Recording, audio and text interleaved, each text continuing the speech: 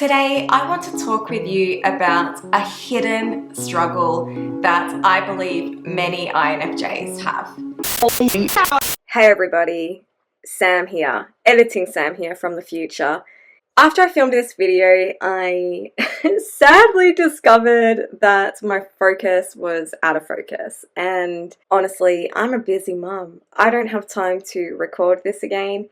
I feel like there's a lot of valuable information in this, so we're going to keep it. And I'm hoping that you will just be able to ignore that it's out of focus and just be able to have a listening experience like it's a podcast. I would really appreciate that if you didn't click away and watched it despite the blurriness. Thank you. And if you're an INFJ, maybe you don't feel this way all of the time, but I bet you that every now and then this struggle comes up in your life. I certainly know that for me, this hidden struggle it's not always there, it's not always on the surface, but when something happens that triggers me, it rears its ugly head. So today, I'm going to share with you a little story about what's happened for me and how this struggle came about. And of course, don't worry, I'm going to share what the struggle is. And we are going to discuss why INFJs might struggle with this. As always, I want to hear from you. I want to hear your thoughts in the comments because it's going to look different for every INFJ because, yeah, we're INFJs, but we're also individuals. And I'm also going to share some ideas on how you could overcome this struggle, including what I've personally done this week, which has really helped me.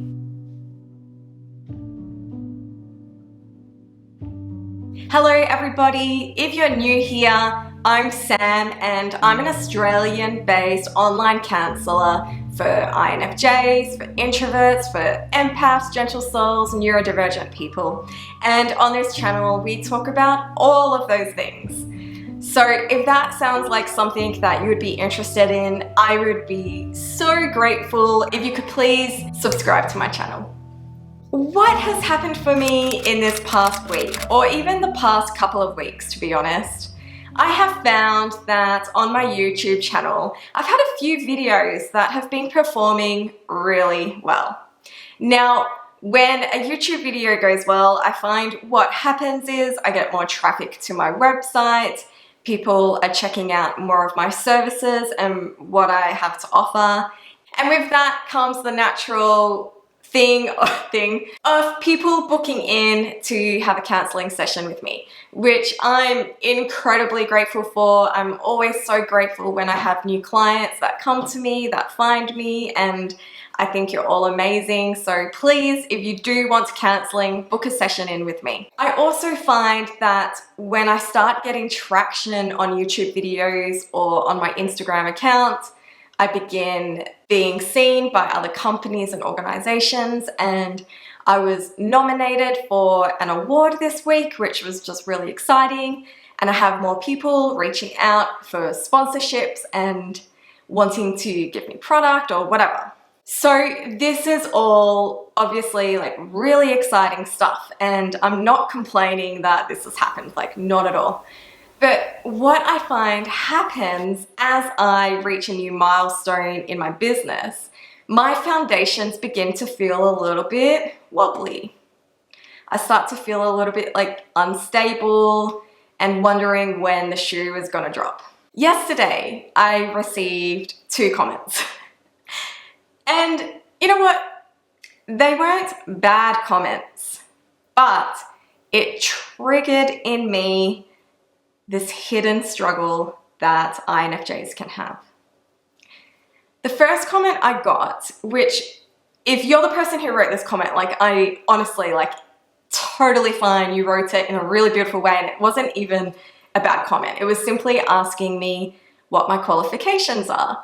And you know what? I think, like, I applaud people to investigate those that you see on the internet before you book sessions with people, to find out what their qualifications and experience are, and to trust your gut about people, and to just make sure that before you I provided a service with someone that they're the real deal. But it triggered this feeling of imposter syndrome. Crazy, I know, because I mean, I am a qualified counsellor and I am a registered Australian counsellor, but it made me start feeling like, oh no, am I qualified enough? Am I enough? Can I be doing this? Am I allowed to provide therapy for people? And I know that in America, the qualifications and standards to be a counsellor there's way more years of study compared to an Australian, but I have that so clearly on my description of my videos and also on my website on what my qualifications and registrar counselling registration is, and my experience and my previous experience before I was a counsellor as a youth worker and community services worker. So I've always worked with humans since forever. And then on the same day that I got that comment, which again, let me just reiterate that that comment was completely acceptable and I encourage those type of comments. I then had somebody comment on a really old video of mine, like really old. I didn't rewatch the video, but basically this person wrote this super long comment telling me that I was an idiot and that I don't know what I'm talking about. And maybe in this particular topic, like maybe they're right. I don't know. I've grown as a human. My ideas change. I am forever evolving. And I'm okay with not being correct, and I'm okay in being corrected. And this person actually wasn't even that, it sounds rude, but the way they wrote it, it wasn't rude, and I thanked them for that comment. But again, it triggered that feeling of imposter syndrome. Now, I'm gonna share with you why I believe that it triggered imposter syndrome in me. And I'm also going to share how I overcame this. But first, let's discuss together why INFJs might struggle with imposter syndrome. Please let me know in the comments if you've struggled with imposter syndrome, why you think you've struggled with it, and how you have overcome it. Because I feel like the more we share with each other, the more we can learn and the more we can grow together. Here are just some of the reasons why I believe INFJs might struggle with imposter syndrome. The first one is having high standards. INFJs often set the bar so high for themselves, so they can feel like they're never quite measuring up, even if they're doing a great job. So with my story, in my case, I have been sitting on the fence for quite a while about doing my master's in psychotherapy and doing my postgraduate. And one of the reasons is because I know that I have a large US-based audience, and to be a practicing therapist in America, you do need that postgrad. However, you don't need that in Australia, but then I feel like I want to be the best therapist that I can be. I want to have all of the knowledge, and I've set a really high standard for myself that I want to meet. Yet, because of my current life situation of having young children with me, it's like, oh, I don't know if I've got the capacity to do a postgrad. And then when I had that comment about my qualifications, it just triggered that part of me where I was like, oh my God, I still haven't signed up to do my Masters of Psychotherapy, and it's been on my to-do list forever. A second reason INFJs might struggle with imposter syndrome is perfectionism. We tend to want everything to be perfect. And even just a small mistake can make us feel like we're faking it. Now, I'm the first to admit, I'm a human. And all humans make mistakes. And I know that sometimes when I'm doing therapy sessions with people, I'm aware that at times I can say the wrong thing, I might remember the wrong thing, or I'm just like missing the mark. And when I feel like I don't have that perfect session where I'm the perfect therapist, it can be easy to fall into the trap of feeling like an imposter because you're not living up to that perfectionism. The third reason INFJs might struggle with imposter syndrome is self-reflection. We spend a lot of time thinking about ourselves and our inner world and how we relate to the world. And so we can begin to overthink our abilities, and then we can begin to wonder if we're actually as good as we think we are, or even deserving to be doing what we're doing. And being on YouTube, like, that's hard when, as your audience grows and you get more comments and you start thinking, well, I know for me, I start thinking, oh my gosh, there's other INFJs out there who know more about the INFJ personality than I do. So who am I to talk about INFJs when there's other people that could do a better job? And then that's when imposter syndrome can set in. Yet at the end of the day, I don't necessarily need anybody's permission to film videos about INFJs. And I also know that I try to make it very clear to you that you are the expert of yourself and I'm not the expert of you. INFJs might struggle with imposter syndrome because we can be more sensitive to criticism. We tend to care about how other people may see us. And even the smallest of criticism can feel like a huge blow to our confidence. And so in the examples I shared with the comments I got, the one about the qualification, I know that the person who wrote that, and if you're watching, I know you didn't mean that as a criticism at all. Yet the imposter syndrome part in me felt like, oh, am I being criticized as a therapist? And are people thinking that I shouldn't be counseling? Should I not be doing therapy? And with the other comment, I've actually feel like I've been growing thicker skin and I'm receiving those comments more like, like that's fine, whatever. So to me, that's growth.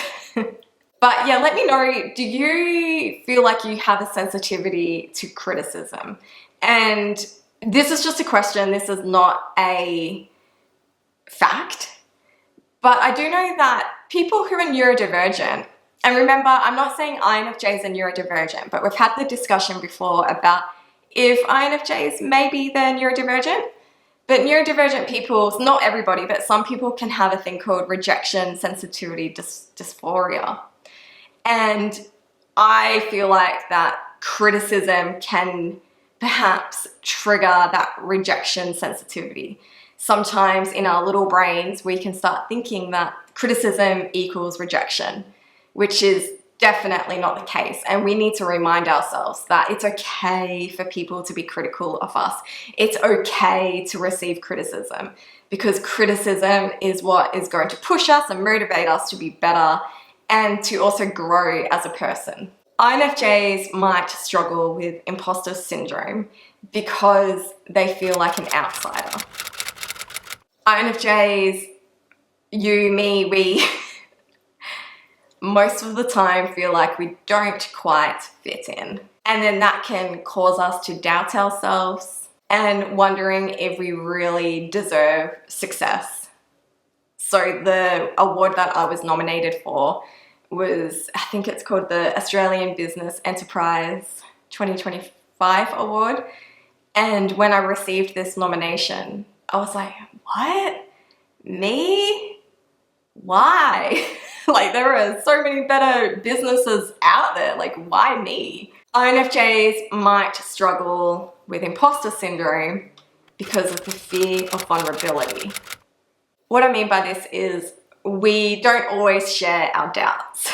And I mean, this is a big thing for me to even be sharing my little story with you because it's putting myself in a position of vulnerability and sharing with you my own struggle with self-doubt in business. So when we don't share our insecurities and share how we're doubting ourselves, it can then feel like we're hiding or like we're pretending to be confident when deep down we're not. And so, like, for example, with putting things on YouTube, I sometimes wonder like how many content creators are actually like faking confidence because they have that imposter syndrome deep down. INFJs might struggle with imposter syndrome because of their desire to help others. Us INFJs, we're driven to make a difference. And when we don't feel like we're doing enough, we then worry that we're not good enough to help. I know that when I worked in the homelessness community, my first job in the area of homelessness, I was probably 21, 22, like early 20s. And I felt like the biggest fraud. I felt so fake. I felt like the biggest imposter because I was working with these older men, trying to help them in crisis and be a listening ear and support them. And all I could think was, who am I? Like, I'm not helping them. I'm not getting them